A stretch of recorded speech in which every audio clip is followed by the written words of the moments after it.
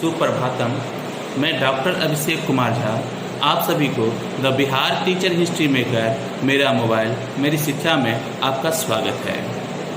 आज मैं आप लोगों को कर्णस्य दानवीरता अर्थात कर्ण की दानवीरता द्वादशः पाठ 12वां पाठ बताने जा रहा हूँ।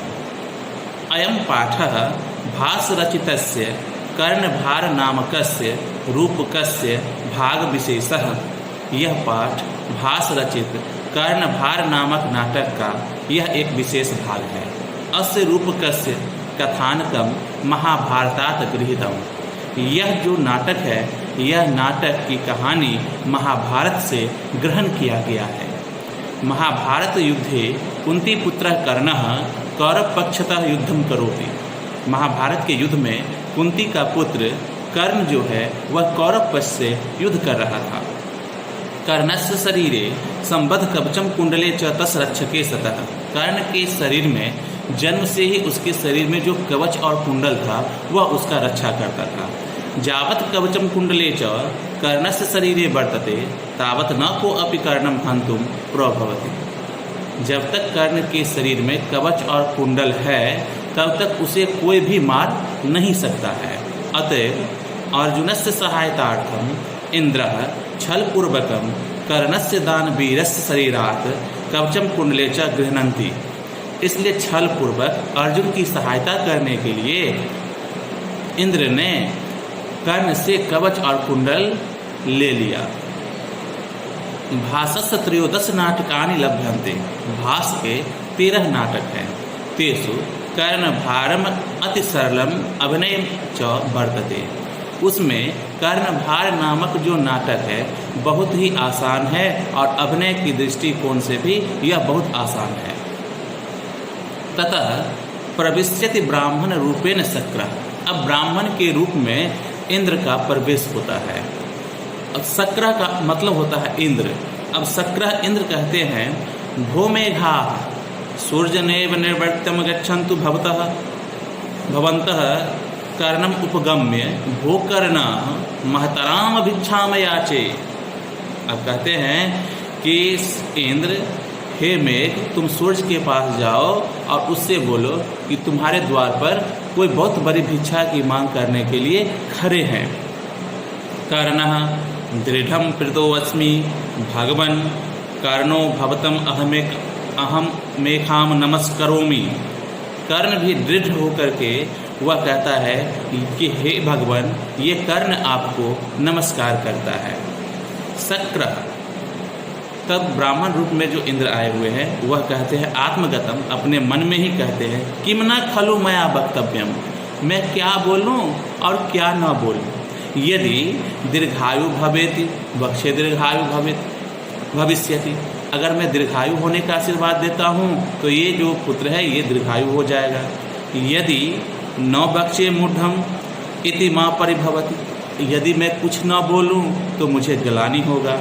तस्मात् दुर्भयम परिहर्तव्यम किम न खलु पश्यामि। अब वो अपने मन में सोच रहे हैं कि मैं क्या बोलूँ और क्या नहीं बोलूँ।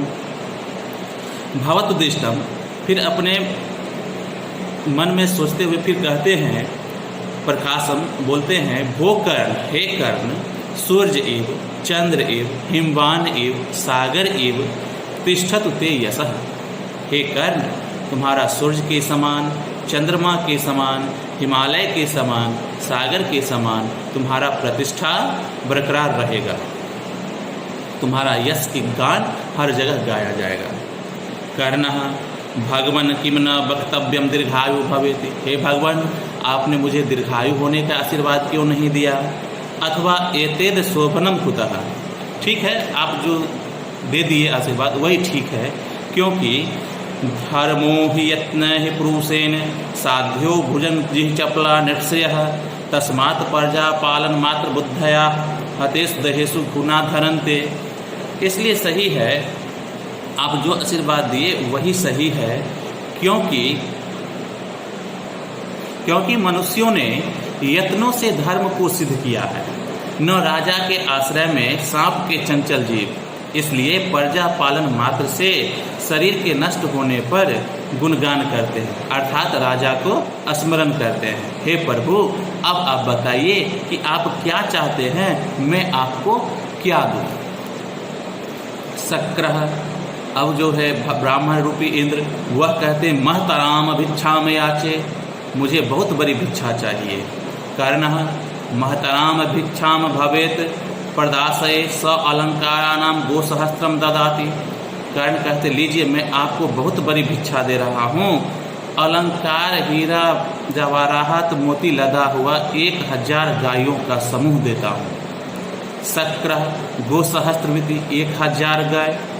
मुहूर्तुकम क्षीरम पिबामि, मैं तो थोड़ा ही दूध पीता हूँ। न इच्छामि कर्ण, न इच्छामि, नहीं चाहिए मुझे नहीं चाहिए। फिर कर्ण कहते हैं कि मैं न इच्छति भगवान, क्या नहीं चाहिए आपको। इदमपि सूर्यता बहुसहस्त्रम बाजिनाम ते ददामि।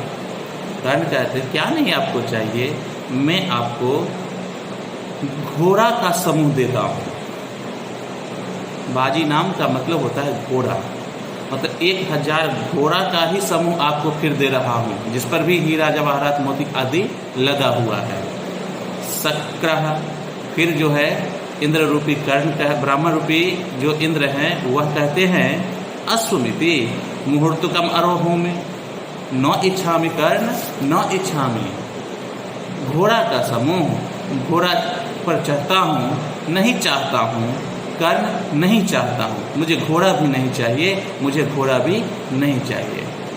नेक्स्ट वीडियो में आप लोगों को इससे आगे का पाठ दिया जाएगा। धन्यवाद।